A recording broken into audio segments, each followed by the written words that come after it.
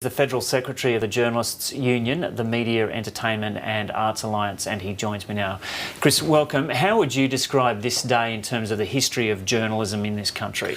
I think it's a very sad day for press freedom and for the public's right to know in Australia. At the heart of this legislation is not so much empowering ASIO to deal with terror or threats of terror, legitimate concerns. At the heart of it is actually restricting the public's right to know and the ability of journalists to report what's going on. And I think that's a very bad step.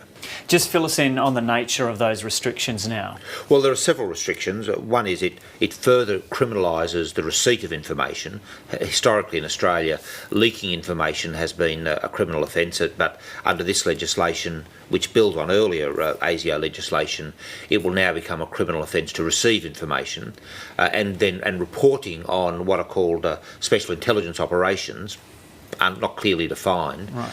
But probably broad ranging, will become a criminal offence as well. Yeah. Is there any attempt to define what those operations actually are, or none at all, and that's just going to become known through legal cases over the years?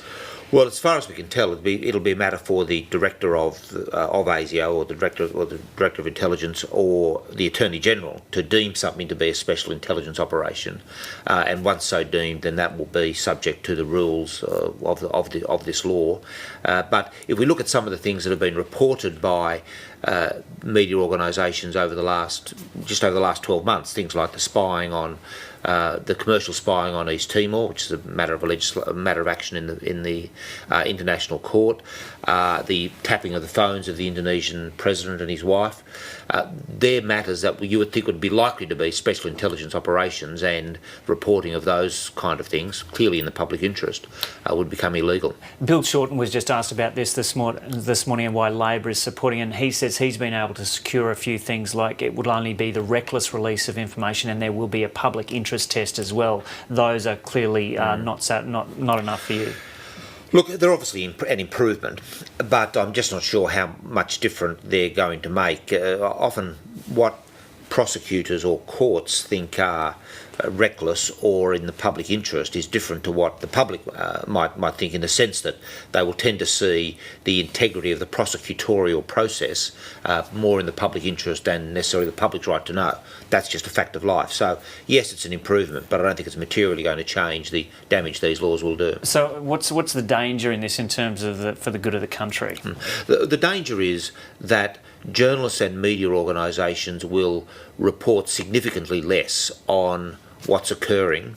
We'll still continue to get, as we've seen over the last few periods, kind of good news stories that the intelligence apparatus want to put out there, but we won't see the critical stories that are necessary to get a proper balance of how organisations are acting in our name. Do you really think journalists and media organisations will pull back, or that they will publish and be damned and see what their legal implications are?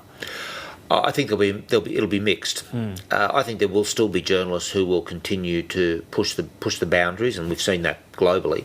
And I think there will be media organisations that will do that. I think there'll be others that won't. The penalties are pretty severe, and I think that anyone will be having second thoughts about that. And of course, they're much more severe than anything that applies in the United States or in the United Kingdom, for example. So I think we will see less. We will get less information about what's happening than before. And with bipartisan support for this legislation, do you hold out any hope that this could be pulled back a little in coming years?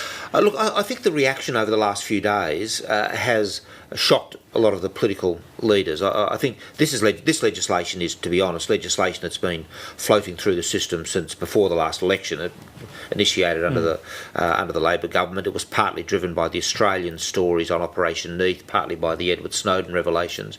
But I think the reaction to it has kind of shocked people. Well, I hope it's shocked our political leaders, and so I'm always hopeful that there is some prospect of change, or perhaps a a more nuanced application of it than we may otherwise have seen. Okay, just finally, and on a separate issue, the ABC is going to be dealing with significant budget cuts in the coming months. If the ABC was to scrap late line and 7:30 state-based programs, would the blame lie at the feet of the government or the ABC management? Look, the ABC is in a difficult position.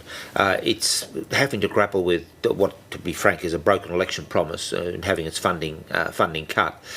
When it faces this, the ABC always faces the dilemma of should it cut individual programs, which tends to cause a lot of angst, or should it just try to thin all programs out, which internally people know the damage that does, but publicly it's not as public.